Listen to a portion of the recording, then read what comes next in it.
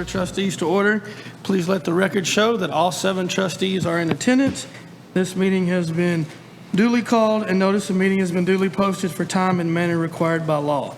At this time, I'm going to ask Mr. Rogers to lead us in our invocation, followed by Ms. Kriegel in our pledges. Hey, let's pray. Dear Lord, thank you for this day and thank you for this opportunity to come together and talk about our school district and no matter what capacity we're in tonight as teachers or parents or taxpayers, that we all just get on the same page and make great decisions for our kids. And we ask that we do all of our decisions are to glorify you. In Jesus Christ's name, amen.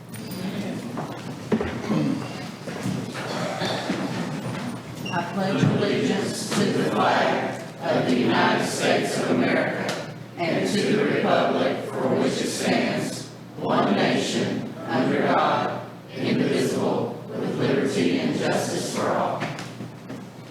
Honor the Texas flag. I pledge allegiance to thee, Texas, one state, under God, one and indivisible.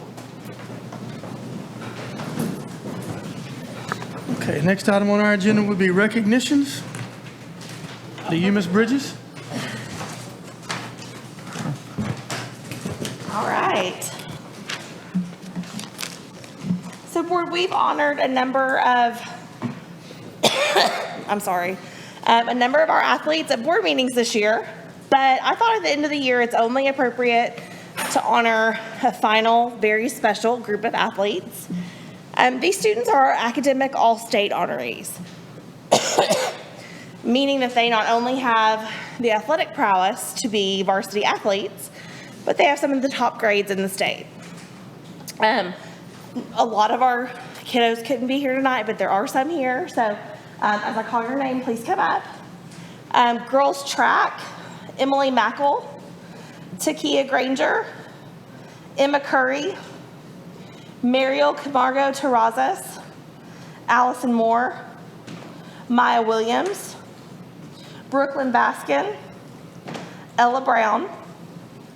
Cross country is Catherine Bigham, Joshua Manning, Emily Mackle. Tennis is Bonham Burks, Gerardo Garcia. We may not have any of them here, y'all. They may all be on vacation this week. Braden Moore, Camille Willett. Volleyball is Allie Wells, who I know is at volleyball camp tonight. Faith Hunt, Anna Rogers, Macy Milholland. And swimming is Ashlyn Florence. I can't believe we didn't get a single one of them here tonight. That's okay. They can watch the replay. Let's give them all a round of applause. I also wanted to take a moment to recognize 2 other people who aren't here tonight. Our 2 power lifters who went to the state meet this year, Danny Carrillo and Dax Lott. We tried to get them on the recognition agenda for a few months, but their schedules were never able to line up with ours. One of those gentlemen is leaving for the military later this week, and the other is at church camp, but we wanted to go ahead and say their names and give them a round of applause as well this evening. And now Lisa Mott will come up to recognize our LEAP Academy participants. Good evening, Board. I'm here this evening to present to you our Leapsters for the year. We had 6 Leapsters. Remember, our LEAP program is for aspiring administrators within our district. It's an application process. We narrowed it down. It was very difficult, but got it down to 6 outstanding applicants this year who participated in LEAP. We go through several monthly sessions talking about leadership as assistant principals, if they're looking to go into special education leadership or curriculum leadership. We try to hit all of those different facets. It culminates with a mock interview process. We did have one get to opt out of the mock interview because she already got an assistant principal job in our district. Yay. That is a definite success. And as we went back and looked through the years at the number of our Leapsters that are now leaders in our district, it's absolutely great to see. We have a very high success rate. So we are here this evening to honor our Leapsters. So if they'll come up when I call their names. Teresa Smithy.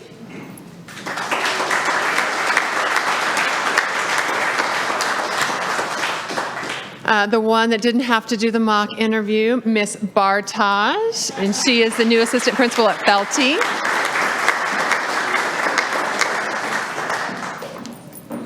Alyssa Hopman. Allison, I'm sorry, Allison. Ooh, that didn't sound right. Joy Cook.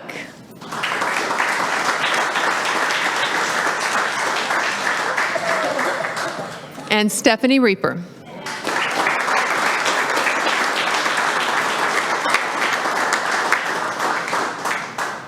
And I have to also mention, I do not do this little organization by myself. The fabulous Miss Jennifer Burns is assistant with me on the LEAP committee. Also, Ginger Robinson assists with the LEAPsters as well. So congratulations for graduating.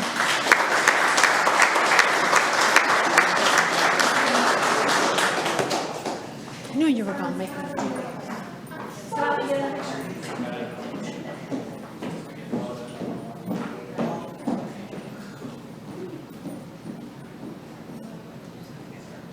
Y'all get a little closer together for me. There you go.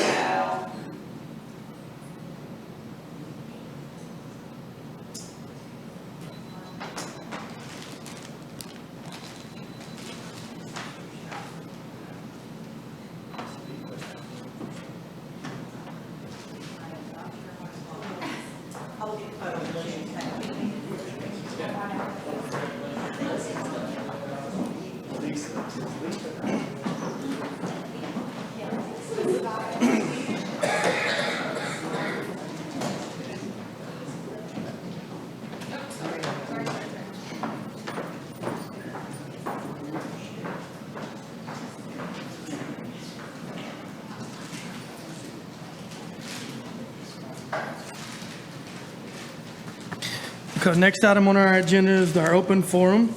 We do have 4 individuals signed up to speak tonight. Now, I will call your names. You can step to the microphone and please state your name and your address for the record, please. We'll let you know that you have 5 minutes to speak. I will notify you when there's about 30 to 45 seconds left. And I'll just remind you that no trustee can respond to any questions that you may have or comments. At first, I have Mr. Sean Sims.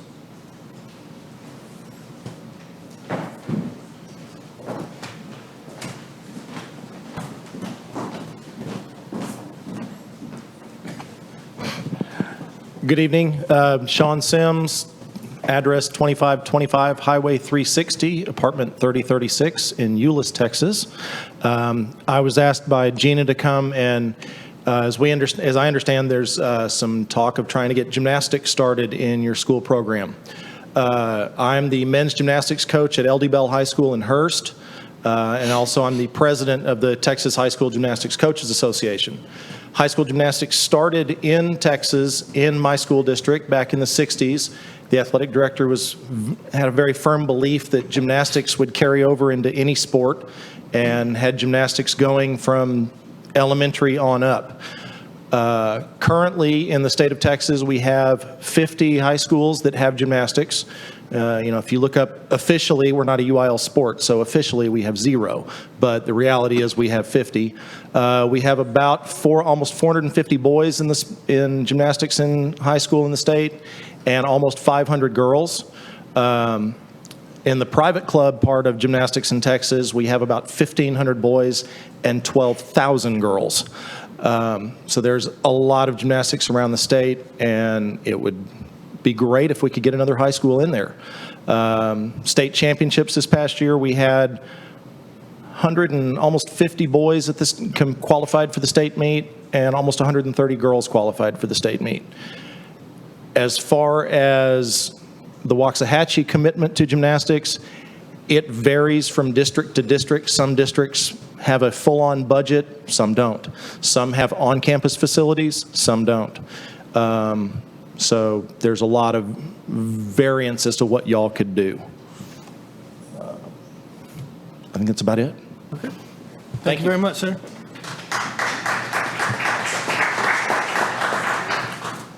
Gina 6. Yes. Come on, state your name and then address for the record, please. Good afternoon or evening. Gina 6, and my address is 317 Curvin Avenue, Waxahachie 75165. I own Waxahachie Gymnastics Center here in town, and we've been in business for about 9 years now. And as we've seen these kids grow through their seasons of being these baby little gymnasts all the way up through high school, we have a senior this year for the first time in our gym. And we've just kind of noticed that throughout the years that some of these kids really want to participate in something for their school, but yet the hours that it takes to be a gymnast, they can't. It's very difficult for a gymnast at their level to be able to do something else. And just like they were given the awards for the athletes and the state attendees and all this, we have kids in our gymnastics team that have gone beyond that. They go to regionals, which is 7 state regions. Ours is a little backwards in gymnastics. They go to state first and then regionals. We had a regional champion this year. Actually, her sister got an award tonight, Claudia Mackel. She won Region 3, Level 8. And then my daughter went to Westerns this year as a Level 9, which is the western half of the country. So in Waxahachie, we've had a really good representation throughout the state as well as our country now. We've had 3 national champions on our tumble and trampoline team. Miss Mott's daughter was on our tumble and trampoline team at one time. And so anyway, we see these kiddos and they just long to have that connection with their school and have the letter jacket and the, everything that goes along with those athletics. And so it's something we want to open the discussion on and have your consideration on, possibly getting one started. I know it's going to be some work and getting iron out details, but I think it would be really interesting to me and to the whole city, I think, to see something this far south. There's nothing this far south in the DFW Metroplex either. It would be groundbreaking for the school. It'd be the first to have a WISD athlete go to gymnastics state. We have no doubt we'd make it to state. We've had lots of opportunity and lots of success. So we have our summer enrollment's a little bit low, but we were topped out about 515 kids in our program, and we have about 50 on team right now that compete all the way from level 2 that are 4 and 5 years old all the way up to a senior this year at level 9, 10. So we have a great variety of kids. We have several people on staff that are interested in taking this project on, that are already coaches and know they have the background checks and USAG memberships and everything that it takes as far as the background goes for the gymnastics world. Of course, school would be a little bit different, but anyway, I just want to put it out there for you guys and to have your consideration. Thank you. Thank you.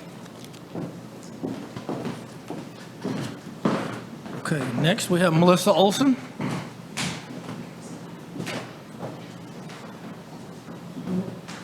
State your name and address for the record, please. Melissa Olsen, 202 Stampede Street.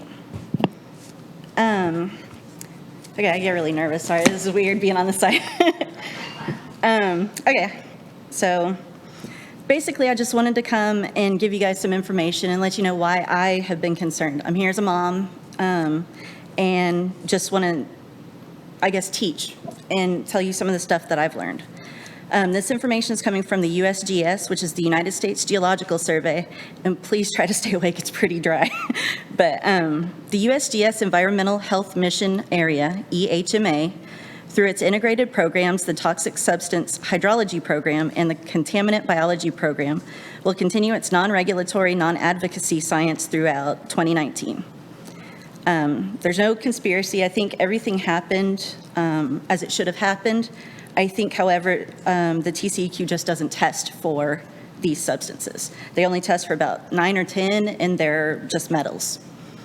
Our non-advocacy science helps the public, the private sector, academia, public health community, other government agencies, non-governmental organizations, and other stakeholders understand the actual versus perceived health hazards posed by natural and human-sourced contaminants and pathogens in the environment.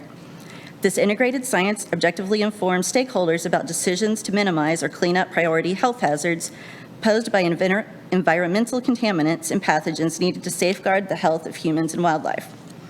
The contaminants studied include chemical contaminants like mercury, other hormonally and biologically active compounds, hormones, pesticides, and pharmaceuticals, microbial contaminants such as Bacillus anthracis, the soil bacterium that causes anthrax, and other contaminants, such as prions associated with chronic wasting disease, which is awful if anyone's had to see that, and antibiotic resistance genes. Understanding potential uptake by humans and other organisms via inhalation, dermal, and ingestion exposure pathways will be accomplished through collaborations with external health agencies such as the National Institutes of Health, health personnel and other Department of Interior offices and bureaus, state and local health departments, and health academia. This, and I can give you all copies of all of this if you want to read it. I have to just, try to condense it as much as possible. Household chemicals and drugs found in biosolids from wastewater treatment plants. Biosolids, the treated sludge generated by the treatment of sewage at wastewater treatment plants, is something that most people don't think about as they flush everyday chemicals and drugs down the drain. However, the USGS scientists found that biosolids contain relatively high concentrations of the active ingredients commonly found in a variety of household products and drugs. Since biosolids are rich in plant nutrients, farmers, landscapers, and homeowners use about 50% of the annual production of them as fertilizer for plants. They must meet standards for nutrient, metal, and pathogen content before it can be used to fertilize plants and to improve the quality of soil. Ours is only testing for about 9 or 10 of these. Because of a variety of pharmaceuticals and other household chemicals have been found in the wastewater discharge from wastewater treatment plants, questions have been raised about the presence of these chemicals in biosolids. To help answer the questions, the scientists purchased or obtained 9 different commercially or publicly available biosolids and analyzed them for 87 organic compound chemicals. 55 of the 87 organic chemicals measured were detected in at least one of the 9 biosolids collected, with as many as 45 chemicals found in a single sample. 25 of the chemicals were present in every biosolid sample, including compounds that are pharmaceutically and hormonally active, such as disinfectants, fragrances, and antihistamines like Benadryl. Also drugs such as some anti-epileptic and some other things. Antidepressants. I've got a list of all of those. I won't read them off.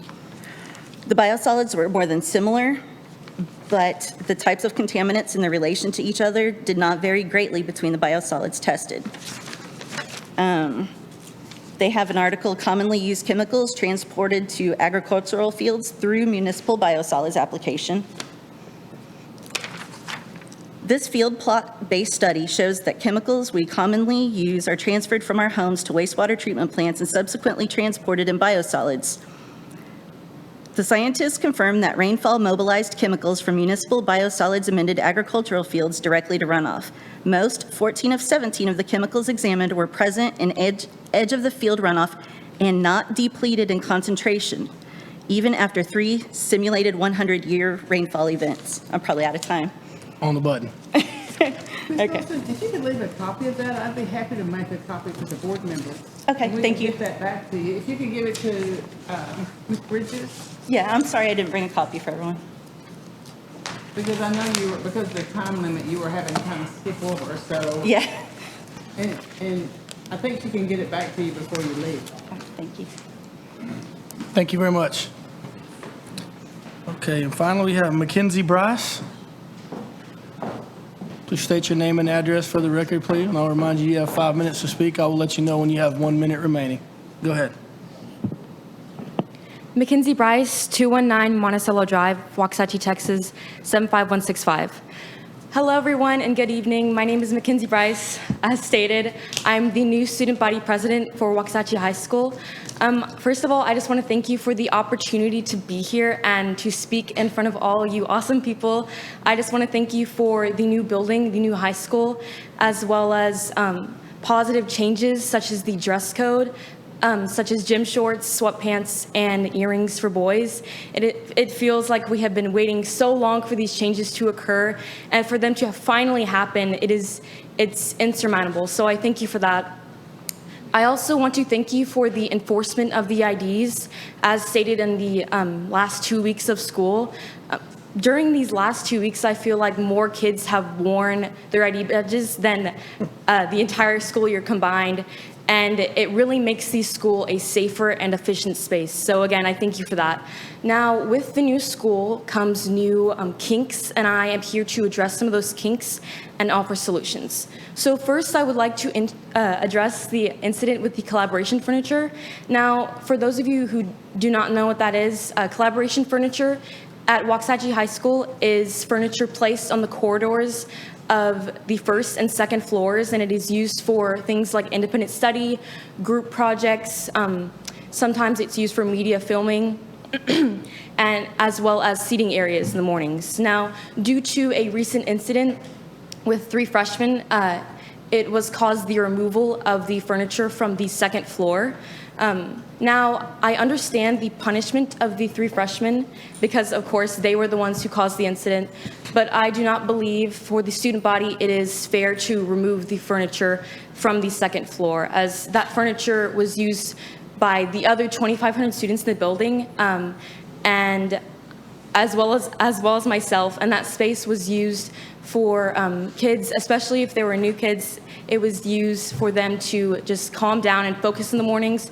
For me especially, I actually use that space to focus in the mornings before physics, and it allowed my grades to go up because I was able to rezone, and I respectfully request that you bring the furniture back for the future generations of Waxahachie High School. The next thing I want to address is the ID badge situation. Now, as mentioned before, I completely understand the enforcement of the IDs, but I do not think the punishment is fit for 3 days without an ID badge. 3 days without an ID badge equals ISS, and for students in NHS, 3 days without an ID badge could mean NHS removed from their transcript, and many colleges use NHS as a deciding factor, and in turn, a student who forgot their ID badge for 3 days could possibly be denied entrance to their college of choice for simply forgetting their ID badge for 3 days. Now, I propose that instead of ISS for forgetting your ID badge for 3 days, I propose a detention. It would deem fit, as many punishments that are far worse than forgetting your ID badge go with ISS. The next thing I want to mention is the rift between the faculty and the students. Now, from the students' perspective, it seems like the faculty and some of the administrators serve the minority of students who cause trouble instead of the majority of students who lead productive and successful lives. For incidents such as the drug testing occur, it makes the students feel like the administrators only pertain to the few rather than the majority of students again. And it is very hard to harmonize at school when there is such a clash between administrators and the students. So I request that you respect us as a whole at Waxahachie High School, and we will in turn respect you. In conclusion, I believe it is my job as student body president to voice the concerns and be an active member in society in Waxahachie, and I ask that you please take these requests into consideration. I hope all of you have a great night. Thank you. Thank you.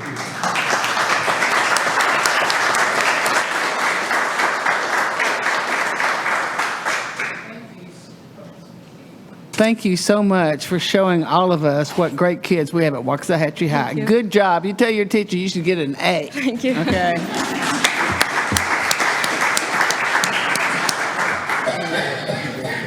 Okay, next item on our agenda would be STAR EOC projections under reports. It's going to be Ms. Mott. Okay, let me see if I can get this on here right. I did too. Are you pulling it up from there, Mr. Robinson? Okay. Ms. Mott, you filling in for Ms. Hilburn tonight? Yes, sir, I am, yes. Okay. So we can ask you the statistical analysis of the statistical analysis, like we can ask her, right? I'll get too carried away. I like data, but I think even Ms. Hilburn might like it more than I do. All right, and you are getting a treat tonight. These are not just projections. These are the real deal. They are still preliminary from the state, but they are the real deal of what's coming in right now. It is 15 slides long, but don't panic. I won't talk 15 slides long, okay? You'll be getting official reports with this information on it. This is just kind of to let you know where we're at right now as we've compiled our numbers. All right, I'm starting off with an elementary reading slide here. If you look at the bottom, that's going to give the WISD as a whole. The first section there is 3rd grade reading, 4th grade reading, and 5th grade reading. You can see we made gains in 3rd grade reading, 2 percentage points, and in 5th grade reading.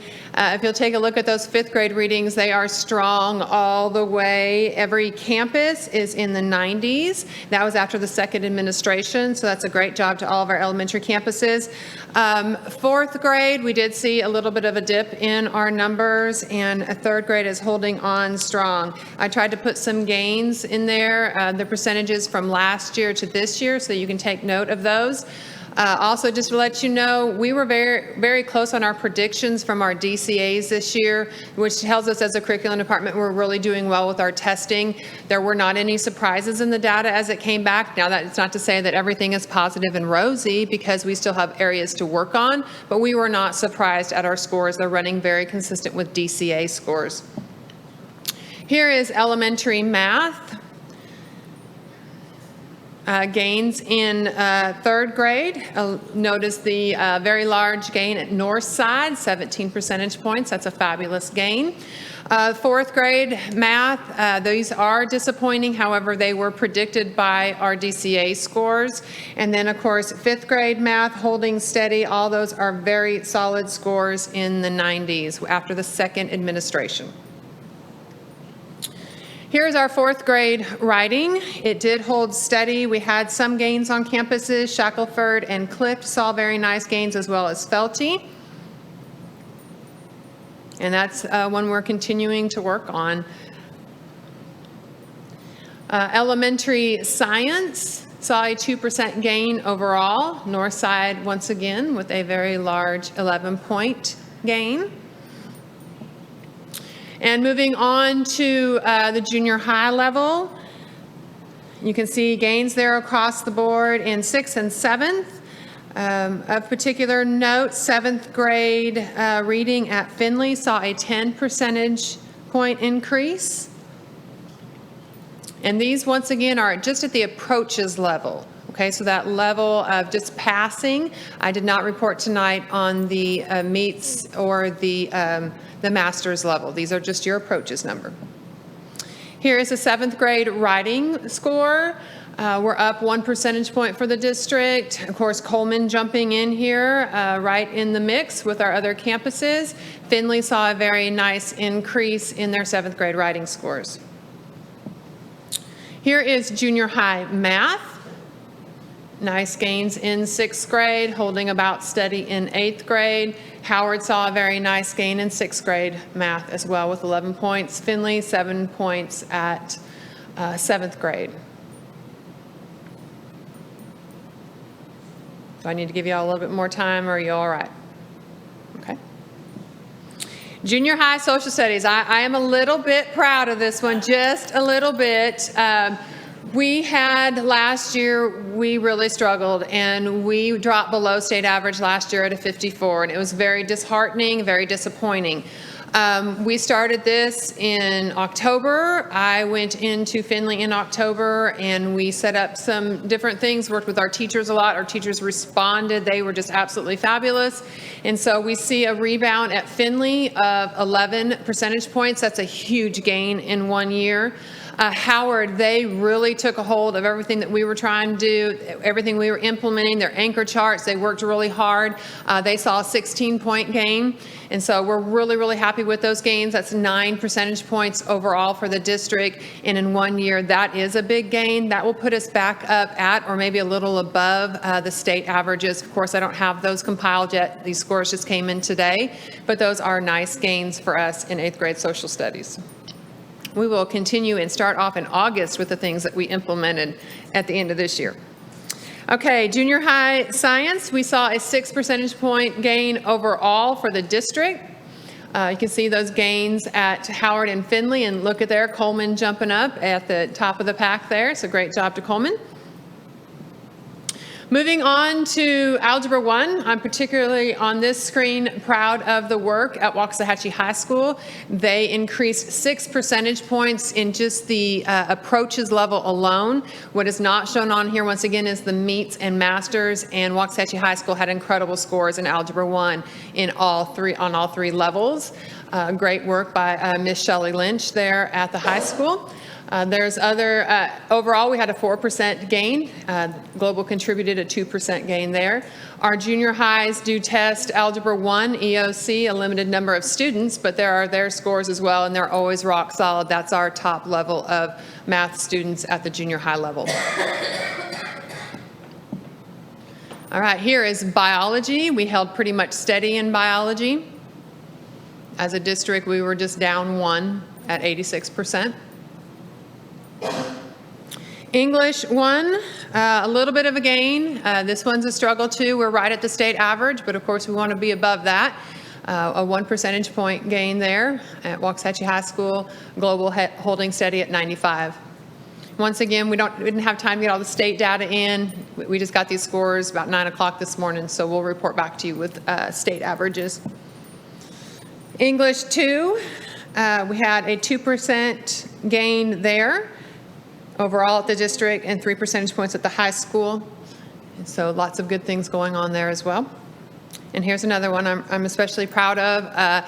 The gain isn't huge, but if I could show you the meets and masters, that's where we would see incredible gains at Waxahachie High School on the U.S. History EOC. They did go up 1 percentage point from 95 to 96. However, it was the meets and masters that were just incredible this year. That's a great accomplishment by the team of teachers up there at Waxahachie High School. And global, of course, hanging in there. When you're at 100 and you drop to 99, we'll forgive you. We'll forgive you. You're still looking really strong there. So we're well above state average there last year, and I anticipate we will be again this year. All right, that was the quickest rundown ever of a ton of data. Are there any questions I can answer for you off the top of your head? Yes, ma'am. I will get it to you. I will. Is it even possible to quantify our overall grade at this point? Or An overall grade? Does it not work that way? Miss Hilburn has found this fancy tool online, and she can go in and she can put data in there, and has to do with our CTE scores as well, the points that we're getting there. And she has been going in there and playing with things. And we like how it looks so far, but we're not ready to jump out there with a strong prediction yet. And we'll see indicator 1 versus index 1 versus index 2, because that student growth, a lot of our secondary campuses, we utilize that index 2. So these scores, when you're talking about index 2, these aren't as important as the growth is. And that's one thing you're not seeing tonight in my presentation, is what is the growth at each campus. Because when we're using that index 2 for that letter grade for each campus, that will greatly affect the district scores too. So we have to look at it from an index 1 standpoint and then switch over to index 2 and see which one gives us the higher. So we're keeping our fingers crossed, everything's going in the right direction. But the data looks good. Any other questions I can answer? Oh, this is a lot of work from our staff. Yes. From our curriculum office. Yes. From the academic leadership, from parents, from students. This is one of those things that it took everybody and everyone pulled together and did great stuff. There are definitely a lot of celebrations in this data. And there are always things that we've got to work on. That's job security, I think. There's always things we have to work on, and we will. We'll go back, look at our DCA, look at our trainings, and how can we meet the needs better. One encouraging thing as a curriculum director that I like to see is that we could make good predictions on our scores. That tells us that what we're testing during the year on our district common assessments, it's running right in line with the results of the STAR and EOC. So that means that we're in line with that. Now we just got to beef up that instruction side so our DCAs look better, so our end result scores look better. And we're always working on that. Okay. Thank no you other very questions? much. Thank you. Okay, next item, Money Matters, Mr. Calden.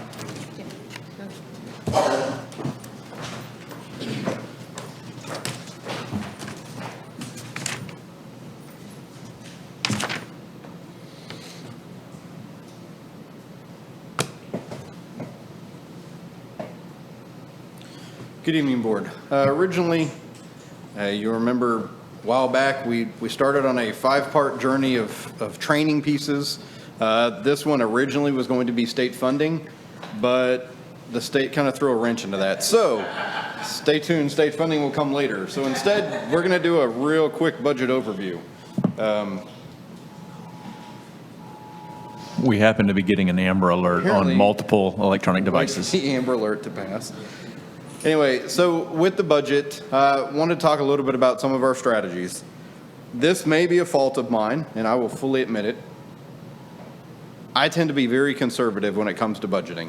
One thing I really hate to do would be to go out and overpromise revenue so that we overexpend ourselves when we actually get to settle up at the end of the year.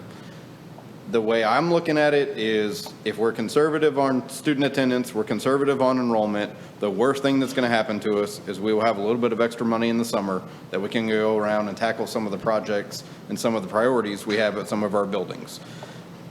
I will tell you that is my strategy as we go into budget. People may view that as a fault because it does not give us the things that we want right this minute. But I honestly view it as a strength because it doesn't put us in a negative position where we owe TEA money back at the end of the year. As far as the budget itself goes, I like to prioritize the needs and consider the wants. So we have a meeting with every campus and every department administrator. We get stakeholders from all around the district, department heads, assistant superintendent level, cabinet members, and we sit down and we talk open and honestly about the needs on those campuses. Once we develop the needs, we review them as a collective group, and we consider which ones we need to prioritize and fund for the year, and which ones really, in the overall grand scheme of things, fall into a want position. And if we identify extra funds as we go through the budget process, we try to bring those back to you to try to fund those at a later date. But the ones that we start with are the ones that really are needs throughout the course of the district, and then we keep our list of wants. As we're doing the budget, we check, we verify, we recheck. It's not a one-person show. There are many, many hands involved in doing the budget because after a while, you know what the numbers are supposed to be and supposed to look like, so you always need someone else to double-check you. That's the same general way that I am when it comes to writing something. I know what it's supposed to say, so I have to get someone to double-check me and read over me and make sure that I'm not skipping over something and it doesn't say something silly. We do use a site-based budgeting model, so at the campus level, we allocate campuses funds based on expected student attendance or enrollment, and the principals get to make those decisions on how those funds are utilized. So it's not us with the thumb on them telling them, no, you will use it for this or you will use it for that. We let the principals make those decisions because they know what their campuses need better than I do. As a department level, we use a modified plan-based budgeting where we ask departments to justify the funds that they've already received. And then they also bring us back lists. Some of them will bring them annually. Some will bring a 5-year projection of this is where we're going and the funds that we're going to need over the next 5 years so that we can make our plans on a 5-year budget process going forward. Run through the budget timeline for you. I do want to throw out a disclaimer. This is the bottom bullet. If it's a non-legislative year, this is a whole lot easier. In a legislative year, they might as well just throw your hands in the air and start over. So on a non-legislative year, we really start talking the budget in late February. And so that's when we start developing our attendance expectations on campus, our enrollment expectations, and start working with the campuses to give them those allotments so that they have an idea of where they're going so they can develop their needs to bring to us when we have those conversations in March and April. Oh, that was a slow transition. In March and April, we conduct meetings, again, with our campuses and department heads to identify personnel needs, maintenance needs, curriculum needs, and technology and security needs. We also get a preliminary estimate of property values from the appraisal district. This would be at the very end of April. That's one of the really key components that goes into us developing our revenue estimates, in addition with state funding. In May, we continue to refine our needs and our wants and bring to you a list of positions and or funding opportunities that we believe are true needs of the district and get you to go ahead and approve those so that we can start posting those and filling those positions with best quality candidates. The bottom of this, develop salary adjustments. If we are not in a legislative year, it's a whole lot easier to come up with salary adjustments, what we think increases might be. In a legislative year, again, that's not really going to happen at that point. And then we try to get through the month. A lot of things are happening at the end of May. You're finishing up school, doing all that fun stuff. I'm not trying to tell you that budget process is an everyday thing. Realistically, we're working on the budget as much as we can, but things, happen, things come up. And so we do work on other things, but we have a couple of timelines that we try to hit in May, typically the first part of the month. June, this is when we're reviewing our revenue estimates, especially at this point where we have a complete new funding model from the state. We also review our FTE information to see where we are with the current budget, to see how many or how much additional funds might be available for summer projects. This is where we go back and try to finalize our prioritized needs and wants. We start an overview of the budget process with the trustees so that you guys know where we're going. And then legislative year, we drink a lot of coffee or Coca-Cola, whatever your beverage of choice is, and try to digest the 300-page funding law. In July, we get our certified taxable values from the appraisal district, which really is that last key component of the budget. That helps drive about 60% of our budget from local revenues. We present last-minute staffing requests as needed, and then we will present to you a comprehensive budget book that will go from A to Z, all the things that you knew, wanted to know, or didn't want to know about the budget within a 30 or 40-page document. August and beyond, at this point, we'll have questions the first part of August. We'll hold a public hearing on the budget. We will seek approval of that budget towards the end of August. At the same time, we will amend the current budget that we are utilizing. We'll put all this into Skyward, our financial resource system, and then hopefully around September 3rd, September 4th, we'll be ready to go in the new fiscal year, open those up to our campuses and departments, and they can get working on the purchasing and the expenditure funds that they need to make their campuses successful. And so with that, any questions? I know this is real quick going through the budget, but a lot of it is an ongoing process that you never really hit. You can hit milestones and timelines, but there's always that check, recheck, double check that you go back and revisit to make sure that you're accurate. Any questions on budget? Okay, thank you very much. And I'll send this out to you via email. Okay. Thank you. Next item on our agenda is technology audit report. I have you down as starting that, correct, Mr. All Carter? right, let me introduce to you Dr. Andy Burning. He is with the Renaissance Institute, and he recently conducted a technology audit for Waxahachie ISD, and he's here to share their findings and recommendations with you. Thank you. I think I can do that. Does that work? Good evening. My name's Andy Burning. I'm the president of the Renaissance Institute. And on a personal note, I'm also a resident of Waxahachie ISD, so I want to thank you for your service as board members. Just a little overview of the Renaissance Institute. We do not sell products, and so we're fee-only advisors, much like your financial advisors or your legal advisors. And so we were established in 1991. Again, we're platform neutral. We spend just as much time talking people out of technology as we do talking them into that. So I think that's important to keep in mind. I'm not sure what's going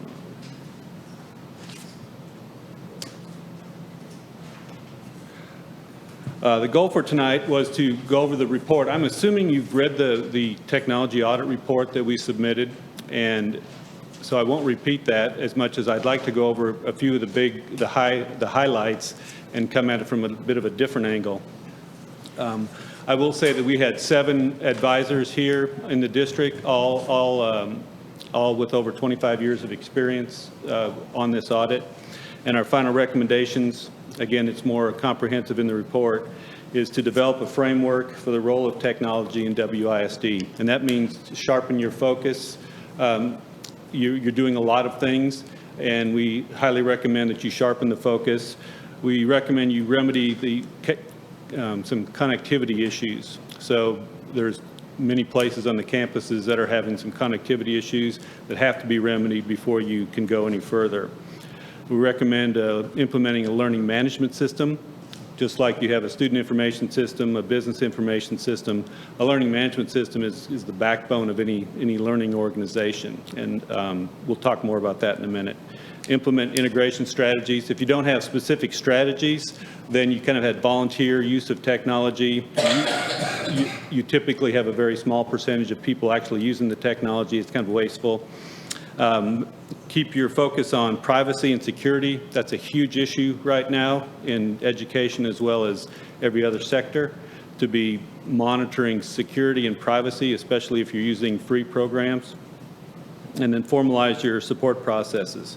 We've also recommended you hire a chief technology officer. That's a new position that you currently have technology in various pieces of the organization, sometimes layered, a couple layers low beneath the superintendent.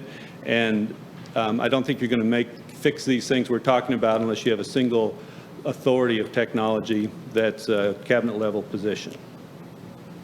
I always like to talk about the timing. Some of these things that we've recommended in the report take a long time. For example, the LMS will take 3 to 5 years to do it right. And so a lot of these that we are talking about will take a long time. Some will take a short time, but I just caution you to make sure that you give enough time and enough resources to it. Just a quick overview of the something's wrong. The top 10 emerging technologies that we are talking about is mobile personal technology. You've probably noticed that yourself and your children and everyone learn a lot from their mobile devices, for better or worse. This is a really important piece for all educational institutions, how you handle the mobile learning. As I mentioned earlier, the modern learning management system and that whole ecosystem of your electronic textbooks, your electronic testing, your accountability systems, all are under the same ecosystem. Social media is obviously a big thing in schools these days, and how you handle that is typically a local decision, but it's very critical that you have a conversation about social media, what you allow in, what you don't allow in, how that fits into your curriculum. There was a slide earlier that said we realize that the teacher is the most important piece of the issue. So we're not here to replace teachers with technology. We're here to empower the teachers and the students with technology. Open educational resources is huge. We'll talk more about that, and when you talk about putting content into the learning management system. Interoperability standards, privacy, security, big data, machine learning. You will spend, and Ryan, I can't remember exactly what we noted, but typically school districts this size spend 3 to 7% of your budget on technology issues, and that's a lot. And so K-12s are the most accountable groups in the nation, but typically there's not a lot of accountability on how that technology is being used or how that money's being spent. Augmented and virtual reality is an upcoming technology, probably a few years out to be useful. But number 10 is the adaptive assistive. I think we're all familiar with adaptive technology for our special needs students, but the adaptive and assistive technology field is growing for all students. So we started it, we visited every campus, visited a lot of central office administration, and we started with the burning question. My name is Burning. I don't know if that's not a misspelling on there. So the burning question is, what is the role of technology in WISD? And so what we were looking for was some evidence of focus and a framework. What do we want, using verbs, what do we want technology to do for our students? And so a framework is important. A framework gives us something to argue about, gives us a test for accountability, and but in order to make that framework, we need some central leadership and a cross-functional committee. By that I mean someone on the committee from every aspect of this organization. You can use our framework. Our framework has been borrowed from districts over the last 30 years, what works. And so we believe the role of technology is to connect the learner, evaluate the learner, promote literacy, and level the playing field. And there's a lot under each of these, but in the interest of time tonight, I won't delve too deep into that. I think it's important for you also to remember that disconnecting is important. You know, we spend a lot of time in the early days getting everyone connected, but now disconnecting is important. Use technology only when you have to. So you should be prepared for the backlash of too much screen time. We're seeing that in a lot of places. You know, the privacy issues, the security issues, the fear of missing out, all those things. And so there will be in your future a fine balance of when to use technology and when not to. And again, that goes back to that framework. Schools use different instructional strategies to integrate technology. Some want to go fully online, certainly don't recommend that. Some are voluntary. Waxahachie ISD is kind of a voluntary use of technology. You have technology, you have a few devices out in the classrooms, and it's for the most part voluntary or maybe rewards based. Our recommendation is blended learning, and blended learning really combines online digital media with traditional classroom methods. So over the past 25 years, I've seen a lot of things come and go, and I'm sure you have too, especially you educators. But blended learning is the one thing that I believe will stay, that will have an impact, that we believe is beneficial to the student, beneficial to the teacher. Districts that have a well-defined blended learning program, the teachers report they have more time to teach, and more time to do the human stuff of teaching and less time for other things. So even in our legislative session, there was talk about grants for, and there actually are grants for blended learning to integrate into the system. The learning management system, you don't have one of those, but it's a critical part of the ecosystem of any modern learning organization. And it's really, many of you may be familiar with them from university or other K-12s. Blackboard is an example, Canvas is an example, Schoology is an example. But it's really a software application that delivers content as well as administers learning. And it's the backbone, again, of bringing all the content, the entire ecosystem into one system. Many districts find them very beneficial these days for electronic textbooks, because when you adopt a textbook, they come with a cartridge to implement that electronic textbook into the LMS. So you can have a classroom set, paper textbooks, but also the digital textbooks. So again, it's a critical part. I can't stress enough the focus that we recommend you have, and you do have, but that you continue this focus on privacy and security of the ecosystem. In ed tech, as well as automobile tech, as well as every other tech, home tech, the security is often an afterthought. And so they push the product out, and then they kind of wait for something to happen. So, you know, there's a saying that if the product is free, you probably are the product, and because they're gathering information on you. So we talk in the report about SEPA, COPPA, and FERPA. You are following these. These are critical to follow, and you do, so you should maintain that. And you can mitigate the risk with using private applications. So instead of using some of the free products, I know Mr. Calden just said that we like to save money, but it's really critical to invest money in products that you know you control the data. And so it's a small price to pay, so that you know that you're controlling the data, your student data is enclosed within something that's safe and secure. The digital review process, and this is really a process. For example, if someone, a principal or a teacher or someone comes and say they found the best new software out there, or the best new initiative, that there's a process, there's a questioning process of what is it replacing. And I've personally done thousands of these digital reviews in my career, and about 70% of the time they end up with never mind. You know, either the software's not real that they're selling you, or that there's something wrong. Sometimes you already own it, but many times we decide that the view is really not worth the climb in terms of what it takes to get that and use that software, as opposed to the benefit. So the benefit risk analysis is not good. We highly recommend you implement ITIL processes to formalize your support processes, and that takes into consideration risk management, change management, how things are managed on your network, and how your end users are supported. So your end users should, we talk about the fours. Your end users should expect 99.99% availability of critical systems. That's very doable, and you can do that.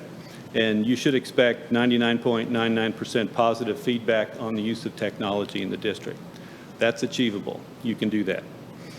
And to start that is to implement strategies and policies to minimize downtime and correct the connectivity issues that you're experiencing.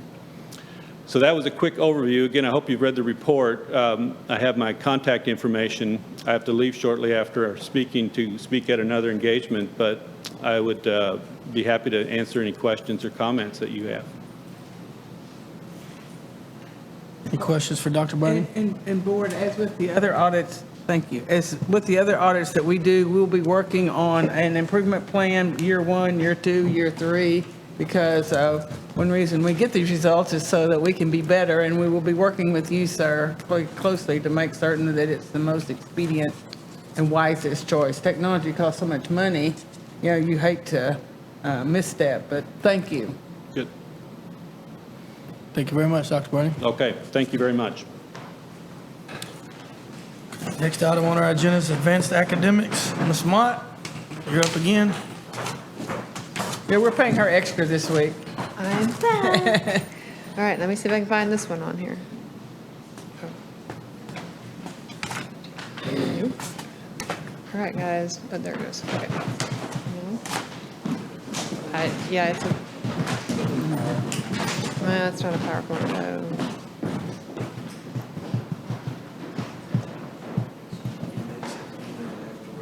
Speaking of technology. Speaking of technology, it was just here a minute ago. Well, yeah, Mr., that's Stephen the just upcoming reloaded Mr. Avenshine's preview here. He just reloaded it. Where'd it go? Just to whet their appetite. Okay, I don't know. All right, did he leave? No, I can get it. I'm going to start talking about that. Okay. All right, we're trying to find the actual PowerPoint. It's been loaded a couple times up here. Wait, no, that's right. I think we lost it again. You'll have it on in your packet. It was on the agenda, so you can click on that link. Sure it was a PowerPoint. Go ahead and see if you can see it. Just reloaded it a minute ago. Yeah, would you like us to go ahead and go to Mr., is that what's next? Sorry, what's that? We could go ahead and, we could go ahead and take that one. Yeah, I could wing it, but, wait a minute. Gigi presentation. Let's give it a good Mr. Officer. Actually, you could just give us a verbal overview. We're good. I will go through what's on that PowerPoint that I remember. Okay, there was a new state plan by the state for GT services, and so we are adjusting to that state plan. Increased monitoring, specializing our plan for social emotional learning of GT students, as well as the academic needs of our GT students. If you've been around GT students much, you know that they have more than just a different approach to academics. They also have the social emotional component that we need to be addressing as well. And so those are all things that we are looking at in our new plan and the best way for us to address that. Traditionally in our elementaries, we've had a pull-out program where we've had GT teachers on those campuses. They were split between 2, maybe 3 campuses. They were providing services on a part-time basis at the elementary level. And of course, we were providing service to our junior high and high school through our honors courses at the junior high level, and then our Algebra 1 is 8th grade, and at the high school, advanced placement and pre-AP, as well as they could be in dual credit classes. Those are the ways that we were servicing them. Some of those things will stay the same. Others will change, particularly at the elementary. You're going to see a big change in how we provide service to our GT students. We're going to change up that model a little bit, a lot actually. We will be clustering GT students together within a home room. So one fourth grade teacher will be designated as that GT teacher and be providing the GT instruction throughout the day. It is possible to pair two teachers together as long as they are both certified. Many of our campuses utilize a team approach, have a math and science teacher, a reading and social studies teacher. If they are teaming, then they'll both need to be GT certified with their 30 hours and continue to get their 6-hour updates, or they could be self-contained in one classroom at the elementary level.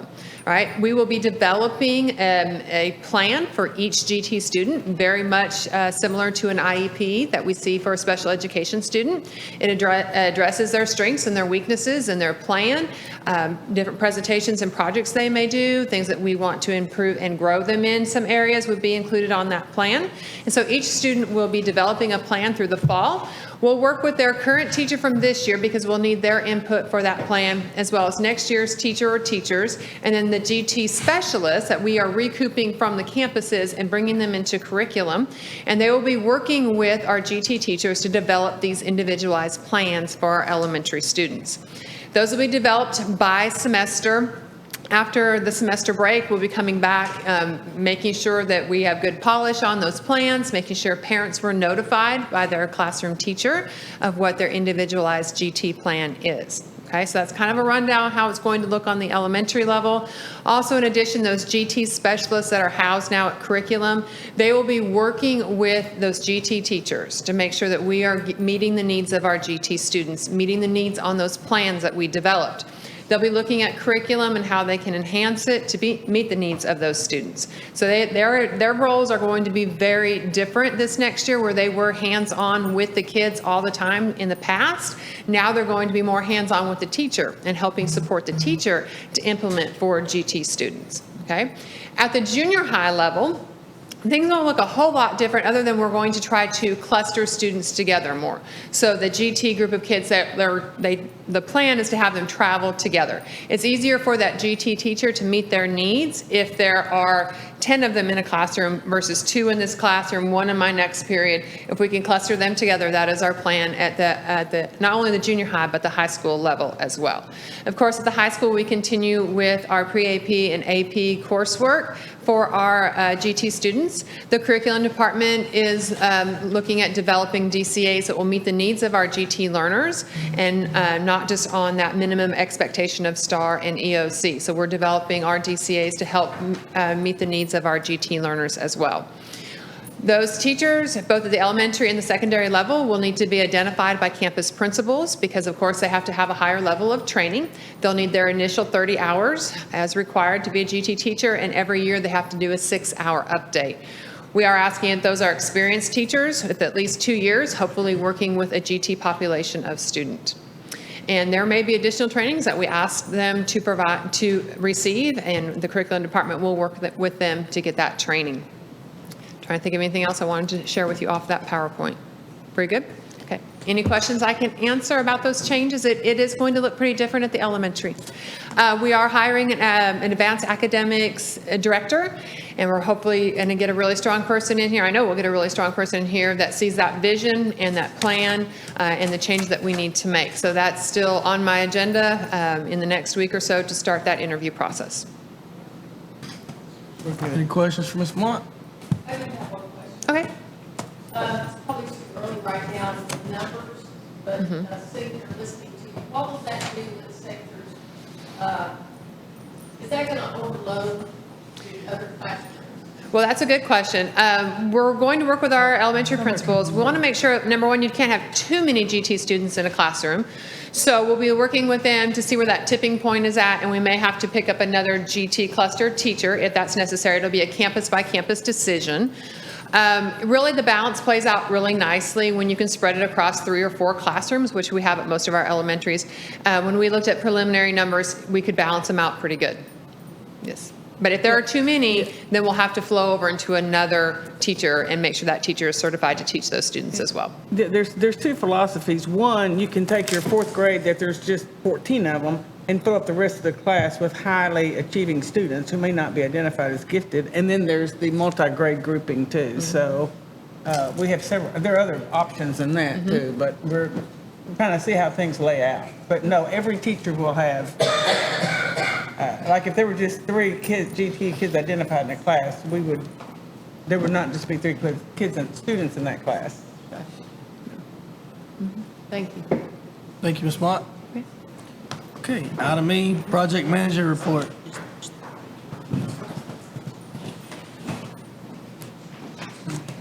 Which one do you want to start with? Site photographs or that one? No, that's not it. So, the site photographs or We want to do the progress report. the overview?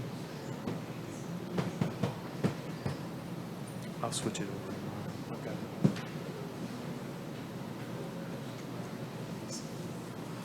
Oops. Wow, if I can do half as well with the PowerPoint that Mrs. Mott did without it, that was, good job, Ms. Mott. Thank you, Mr. Autry, thank you, Board, for having me here and allowing me to Obviously, we have. go through this. That is it. I don't know, I don't see it here, though. All right, go ahead and take off. I'll stay up. Progress out at the new Max H. Simpson Elementary School. What you see there is a lot of dirt and mud. We have a lot of that right now. Last Wednesday, we got about 2 inches of rain in about 45 minutes out there. We had the new Simpson Lake, as Mr. Alvenshine likes to call it. We had that for a while. It is beginning to go away a little bit now. Go ahead. This is a berm that we've established on the right side. This is just the soil that after taking off about 4 inches all the way across and getting down to the soil, get through the vegetation. And this is where we'll use this back again a little bit later. And we've got a fence around the place. Before we had the fence in place, we had a couple of kids that got on one of the tractors, and thankfully they didn't break anything on a dozer, but they got a fire extinguisher and had a little fun with that. So what we're doing right now is a process called undercutting. And in this shot, they're taking the northwest corner of the property down to elevation. Then as we go along, they're taking that dirt, they're pulling it back to use to fill in other areas. That's a little too far there, but undercutting means that we're taking the soil out, making sure that the moisture content is correct, compacting it as we come back up, and we have an engineering company, Roan Engineering, who tests it every 6 inches as it comes up to make sure that it meets all the criteria for compaction. Right now, we are absolutely at maximum compaction as we come up, because the moisture, believe it or not, even as much as we've had, has just been perfect for us. We haven't had to buy any water at all. So God has been good to us on rain here and compaction. Now, out at the AgriScience, as you can see, we have a lot of forums. If any of you have drone by there and looked at this site, we've brought in select fill from Rocket, brought that in there, and they brought in about a foot of this select fill after we scraped this off. And that picture showed the cattle building. And this is some of the plumbing, and you look at it and you think, my goodness, how in the world does this ever work? But it does. It works. I would go over the 3 things plumbers have to know, but it wouldn't be good to do right now. So this is a trunk line coming from the front of the classroom area, the restroom area. You can just go ahead and fly through these. Other areas, you see the little square back there in the left picture, that form? That's actually where the cattle will be located, and that'll only have sand in it. It'll have concrete all the way around it, but sand in there for a reason. Cattle don't do well on concrete. This is our solid waste disposal area, and as you look at these forms are up. This was just before they poured. This is placed now. We don't pour concrete, we place it. And if you look, if it shows down in those forms there, I don't see it anywhere, and I'm not touching that. Will it go forward one? It didn't come through? Wow, I was going to test y'all. I really was. I was going to test you on some things. Okay. And is that all I have? Yes. Okay. Anyway, you see the little joints going down through there? You probably see people coming along and they're sawing these joints, and you're wondering, what in the world? We just placed this concrete, it's in perfectly good condition, and now they're sawing it. Have you ever wondered why they do that? Probably not. I'm the only one that wants that, right? Those are called control joints. There's three things that we know that are absolute about concrete. It's gray, it's hard, it's going to crack. Yeah. But we can control that cracking by putting a groove there. It'll crack there instead. So we're coming along in spite of the rain, in spite of the weather. We're coming along very well. I'm very proud of the progress that we are making, and I'll answer any questions that we have on our progress. Okay. I think we're doing well. Thank you. Would you say we're on schedule, or because of the rain, are we behind? Or? No, I think we're still in good shape. We're still in really good shape. We surely are. Thank you. Any other questions? Thank you, Mr. Craig.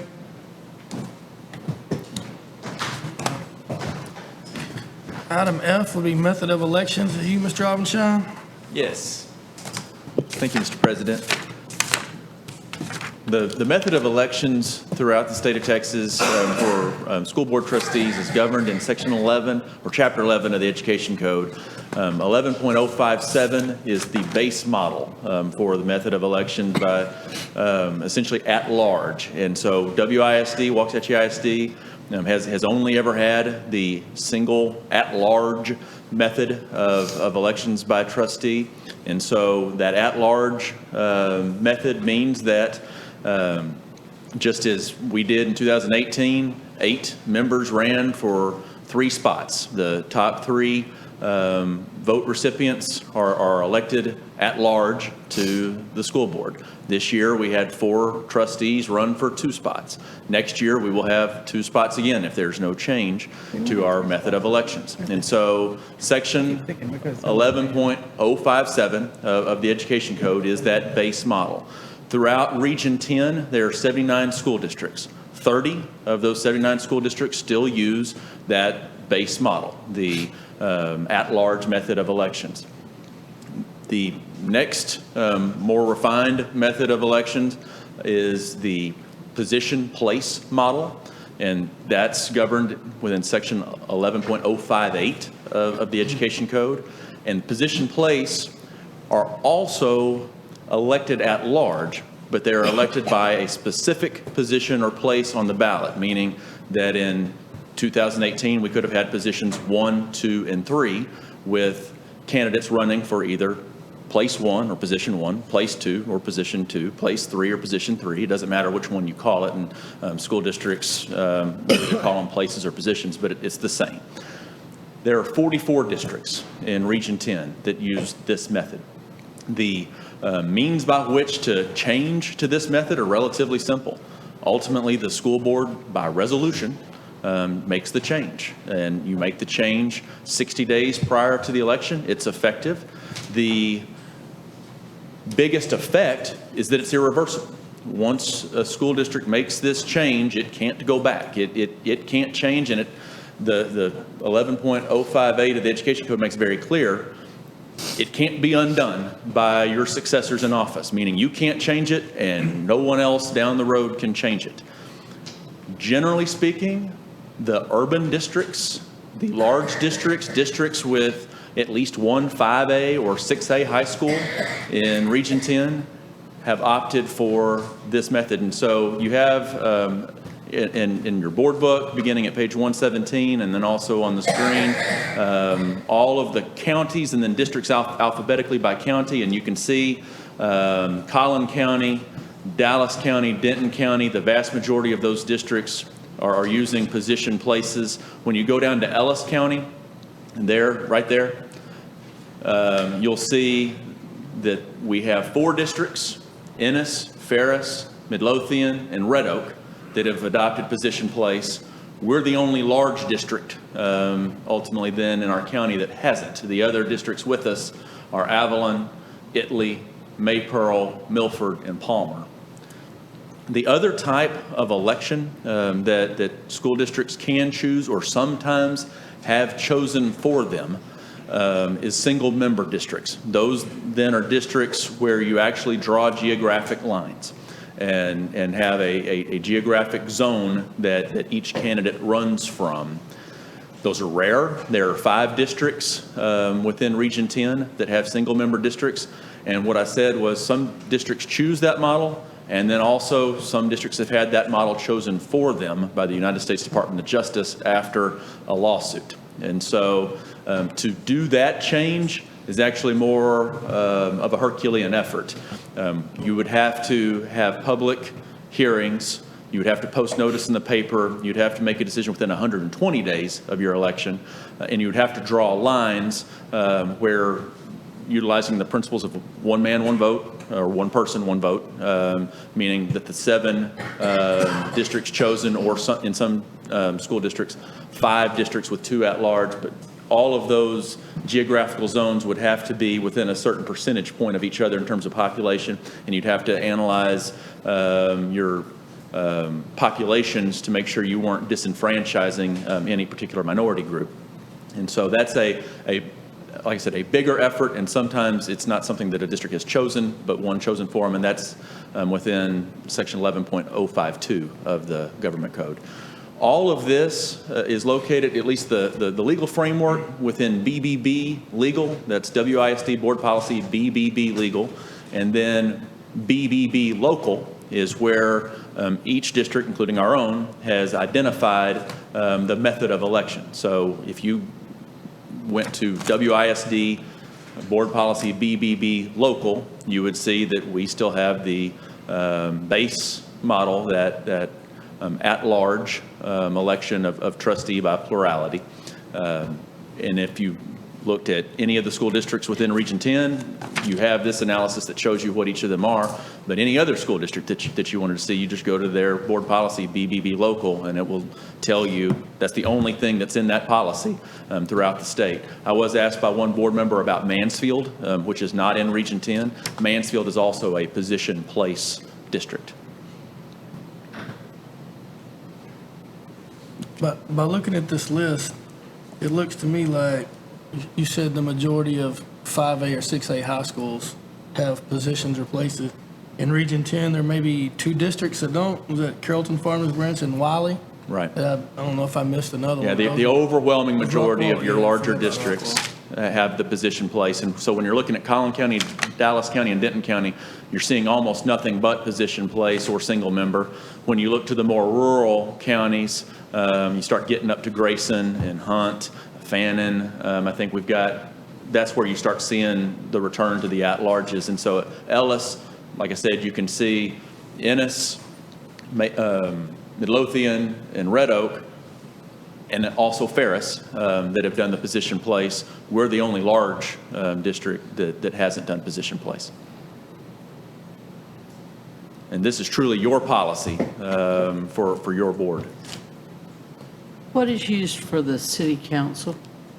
Our city council uses the same model that the school district uses. So City of Waxahachie is at large with 2 running one year, 3 running the next, and you have other cities within their charter that have adopted position place. I don't know the analysis there for city by city comparison, but City of Waxahachie is Ms. at Olsen large. still here, or should I leave? Yes. No, She could Mrs. probably give a little bit more information on that, but if I remember correctly, it's in the city charter, and for the city to change it, it would require a vote by the residents of Waxahachie.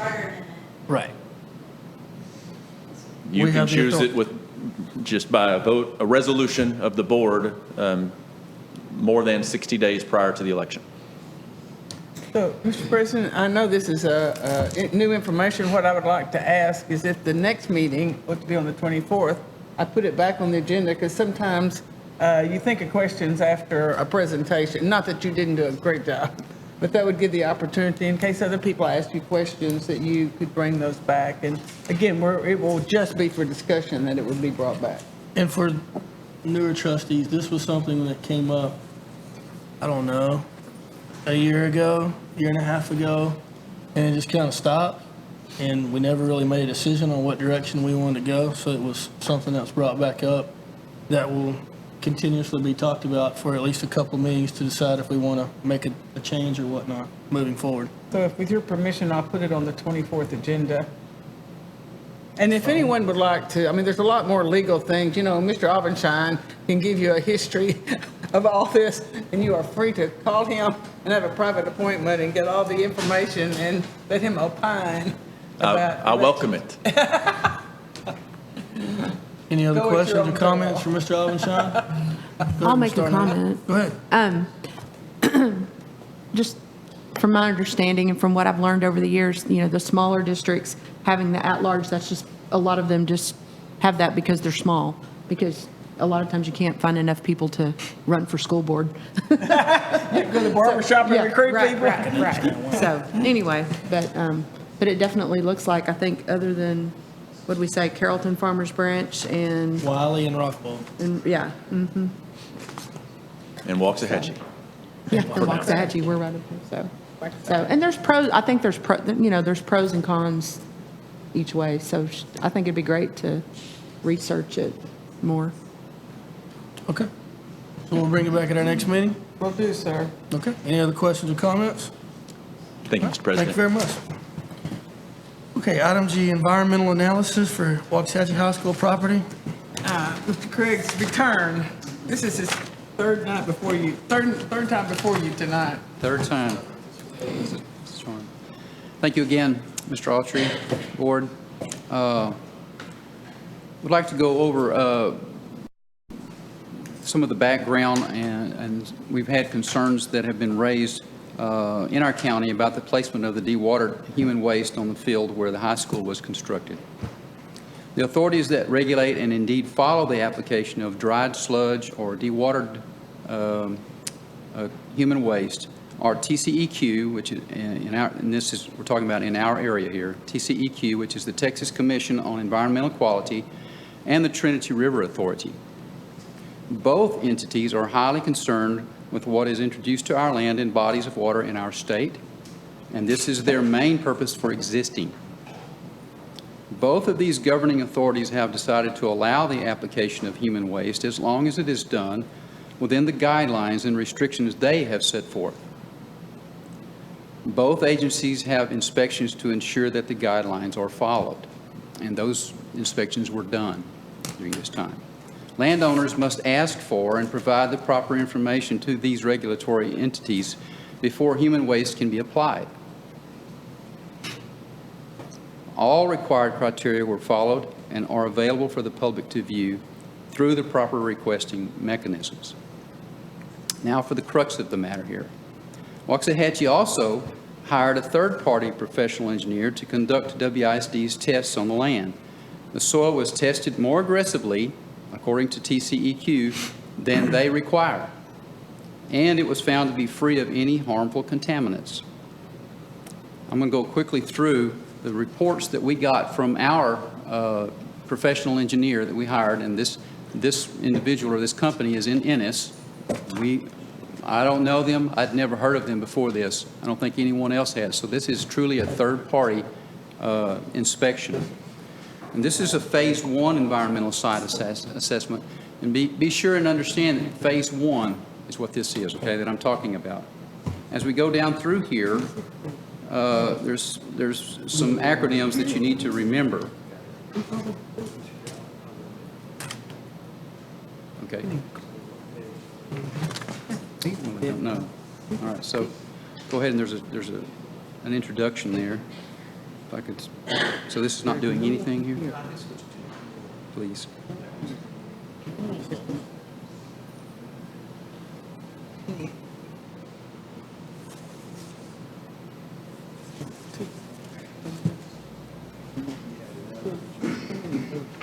I don't know where it's going. Here it is. Here it is. I'm sorry.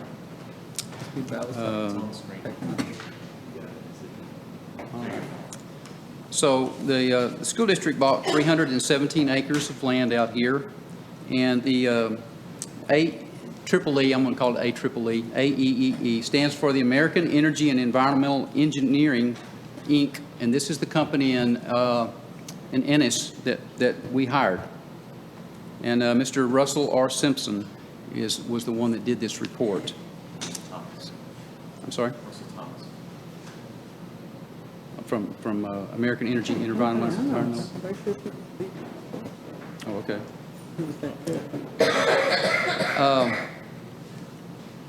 As you see here, it says our firm does not now have, nor has it ever had any affiliation, nor have we ever done any work for the buyer of the solar, and that would be the case as far as I know. They performed this phase 1 environmental site assessment, and I'm going to be skipping through here pretty quickly here. All right. Information of properties with the specified minimum search distances from the property available in agency databases, current and past uses of the property, current property conditions based on visual observations. AEEE assumes the property has been correctly and accurately identified by the user, and it is, and assumes that the user and any of his designated representatives, including but not limited to property contacts and property escorts and property brokers, use good faith in answering questions about and in obtaining information for that property. Groundwater flow and depth of the groundwater, all of this is covered in this report. The scope of work completed was designed solely to meet the needs of AEEE's client. That's Waxahachie ISD. RECs, when you see that acronym, that means recognized environmental condition, okay? All right. This was a non-intrusive investigation and does not include sampling or testing of air, soil, water, or building materials. That's in phase 1, okay? Information in this report is based on personal interviews, government records, published resources, and various historical documents. Unless specifically identified in the scope of the work, the ESA excludes ASTM non-scope considerations. Down here. This just gives us all of the topography, the elevation, the slopes, on-site water bodies. Through here, we know what's out there, groundwater, basic flow direction. All of this is included in this report. And now it's not doing anything.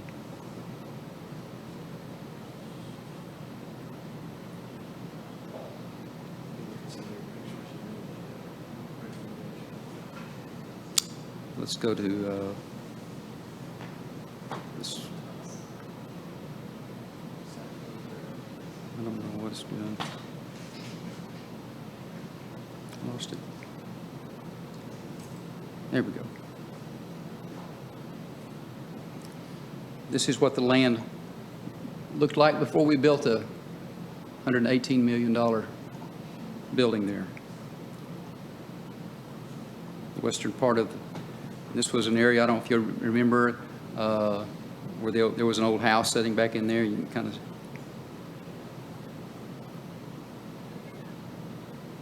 along the service road.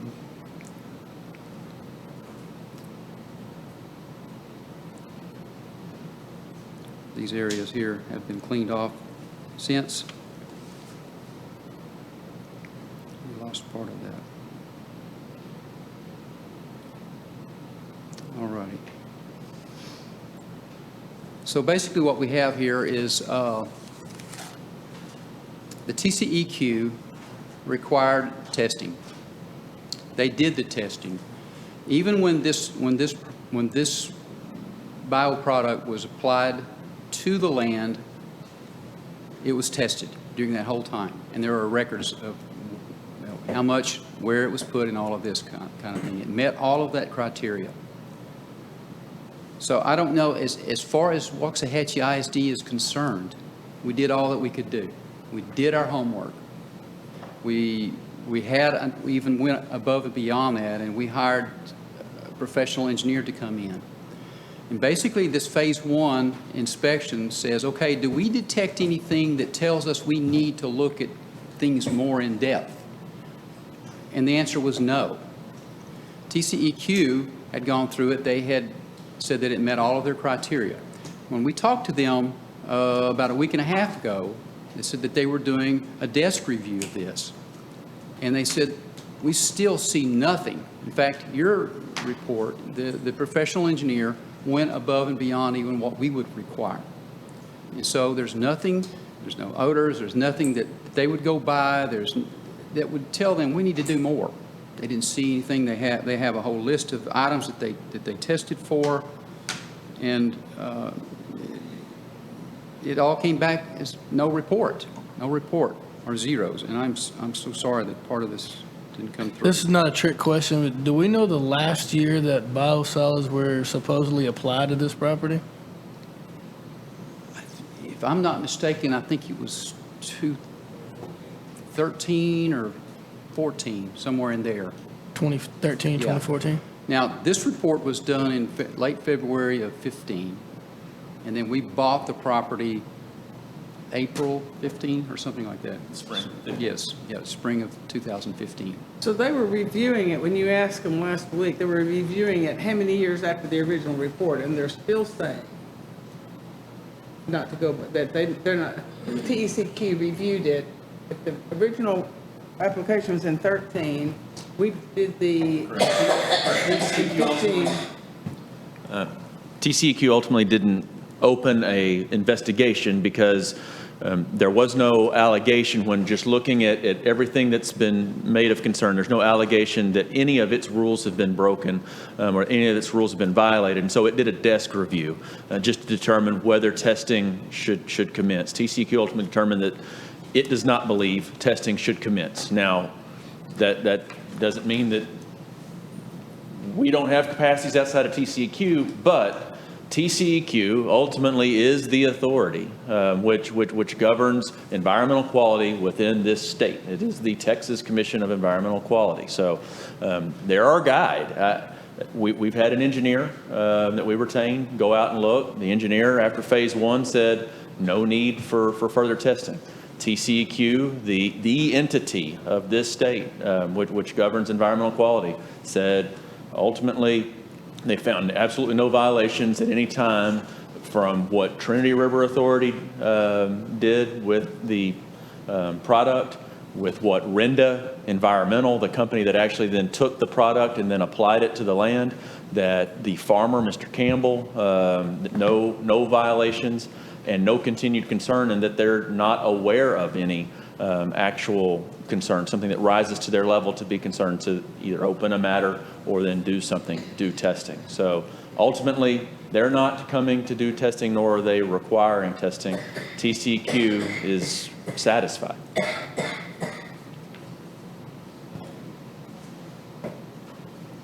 There was some really interesting stuff in here, too. Y'all can look at this on your own time, but compare the maps from all the way back to 1942 up to present day. You'll be surprised. How many of you remember when the bypass was put in here in Waxahachie? Showing your age. So what was that, about 75, 70, or was it before that? It's pretty cool to see. And just my homespun analysis, what TCEQ was approving through Trinity River Authority and Renda onto farmland was ultimately to allow a farmer to grow crops that could be eaten by people and by animals, consumed. Humans have a very close relationship to what comes from that field. TCEQ approved that process for that farmland to produce those crops that could be consumed. Ultimately, when we had an environmentalist go check the land before we purchased it, determined that there was no environmental concern. On a portion of the land, we built a school. Where we built the school, actually, we brought in select fill from other parts, non-agrarian parts of the land. So the school itself is not then built directly on top of topsoil. You wouldn't build a school on topsoil. Topsoil is great for growing, but it shifts, and it's not great for building. So you got to put select fill in to build on. Ultimately, our school then is not sitting on top of crops. It's sitting on top of select fill. And truly, it's a concrete jungle at this point. Between parking lots, sidewalks, a student wouldn't need to walk on former ag land, raw land, to get to class and out of class. All of our athletic fields are artificial turf, so there's no real grass, old cropland that you would be walking on to and from school.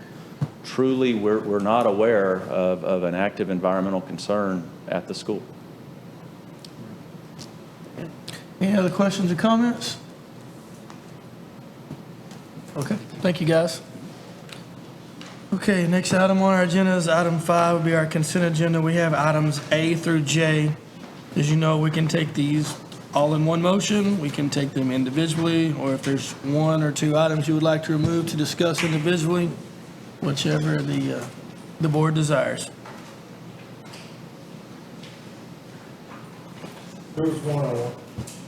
There was one topic I wanted to discuss, and it,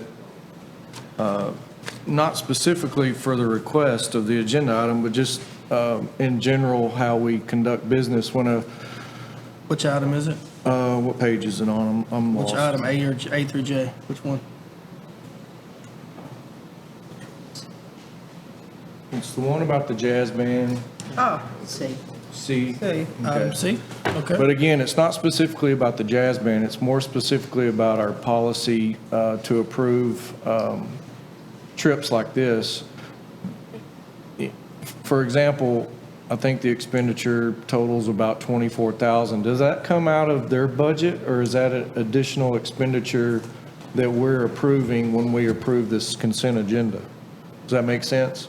Because you know this is in the next fiscal year and we know ahead of time and can plan for it, there will be a specific line item within the budget for next year for this purpose if it's approved by the board. and the kids have to raise a certain amount of money too. Yeah, there was They're a certain percentage. It participating. wasn't a big percentage, but there was a certain percentage that, you know, they would do fundraisers and bake sales and car washes and so, and I support it. I just want to know what our, what we're actually approving. This is a great honor. I mean, there's a lot Right. of vacations, there are a lot of things that kids can go to, there are a lot of opportunities that may or may not really be as challenging as what it appears on the surface. This is truly a great honor to be asked to be at this particular event, and so we're taking that in consideration too. Yeah, and again, it's not the request, it's Right. our way of how we do business as far as the cost of the WISD portion of the trip. So I didn't know if that was in the band's or the jazz band's specific budget, or is that in our overall ISD budget? No, sir, that'd be in the overall ISD budget. Okay. For the next fiscal year, correct? Yes, sir, if approved.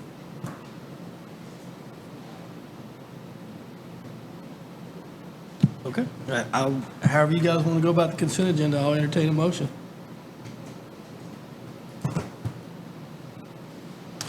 I make a motion that we approve the consent agenda items A through J as presented. I have a motion, is there a second? A motion by Mr. McCutcheon, second by Ms. Starnader. Is there any other discussion? Okay, all in favor say aye. Aye. All opposed say nay. Motion carries 7-0. Okay, item number 5, action item be consideration with possible action to adopt policy CW local implementing guidelines for naming WISD facilities. Yes, sir. This would be, we kind of mentioned this before. I see Mr. Aubenstein is leaping to his feet, always ready to answer a question. But basically, this was the board's policy. We brought it to you before the workshop. I could have put this on a consent, but I felt like in case you wanted to discuss it or make some changes, you wouldn't have to pull it from the consent agenda. Just a little bit of background, myself, Mr. Rogers, Dr. Langley served on a committee with some previous board members, which a couple are here tonight, and community members in naming of Simpson Elementary, and during that process, we came up with some guidelines on naming future facilities.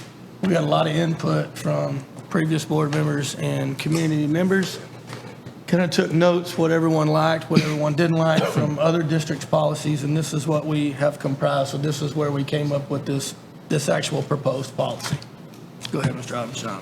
And as Dr. Kane and your board president described it, it is your policy for your facilities. There's no bigger item to which you are entrusted as trustees as our facilities. And the naming of our facilities of distinguished educators, to name them for future generations, is a significant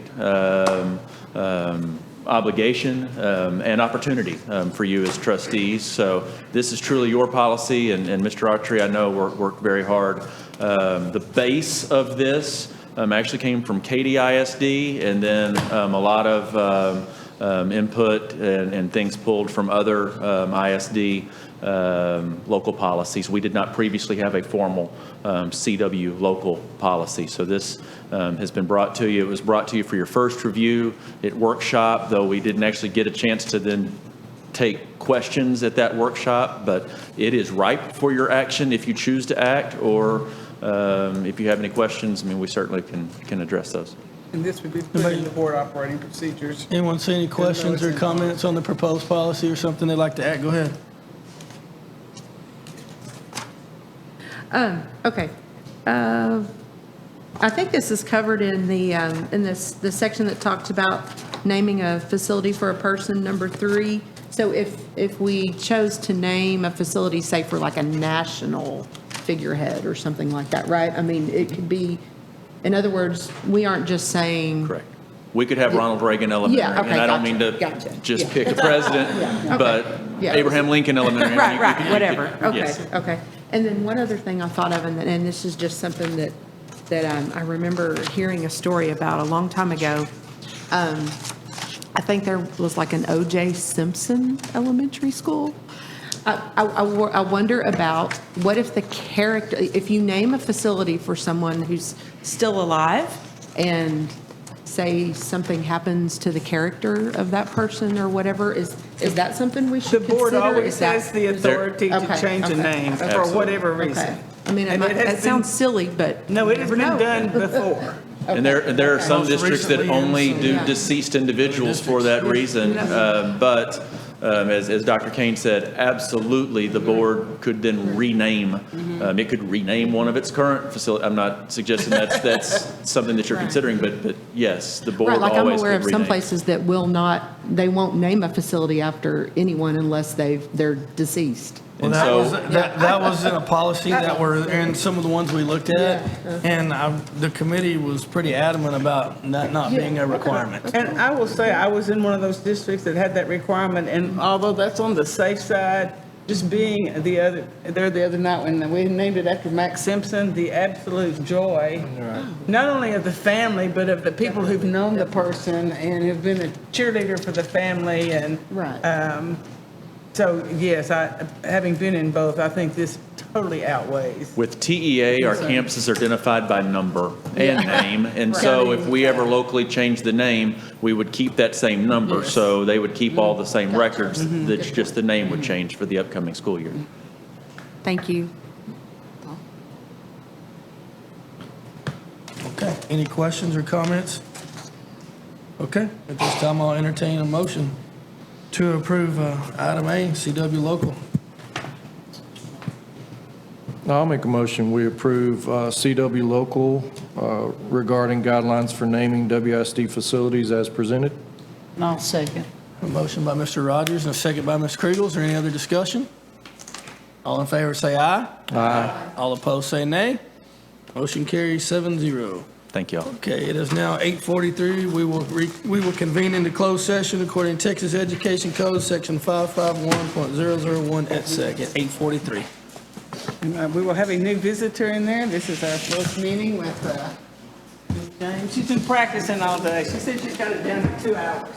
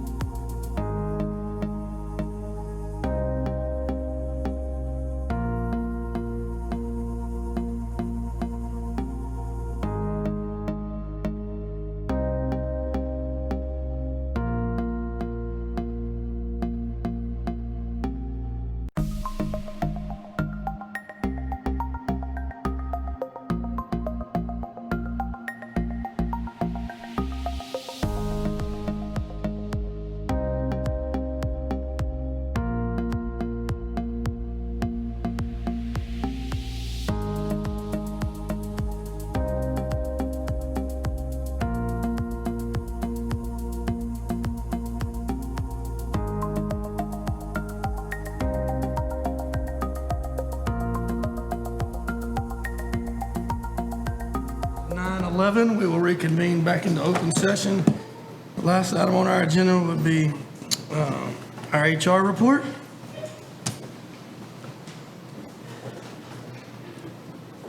Ms. James,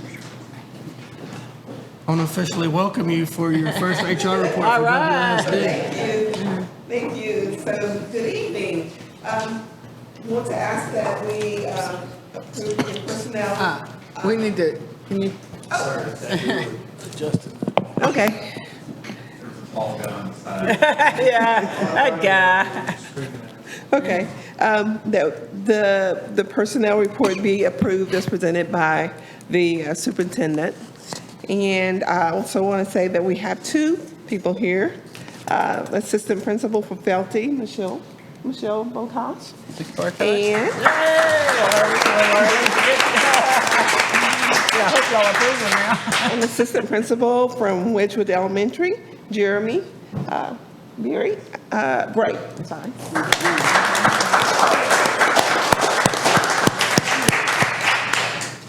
Also known as Lance. Lance, okay. Okay. Okay, trustees, at this time, I'll entertain a motion to approve the HR report as presented. I move that we approve the HR report as presented. A motion by Mr. Schofield, Second. second by Mr. McCutcheon. Any other discussion? All in favor, say aye. Aye. All opposed, say nay. Motion carries 7-0. Congratulations, Mr. Bray, Ms. Bartosh. Go say goodbye to your families. All right. At this time, I will entertain a motion to adjourn.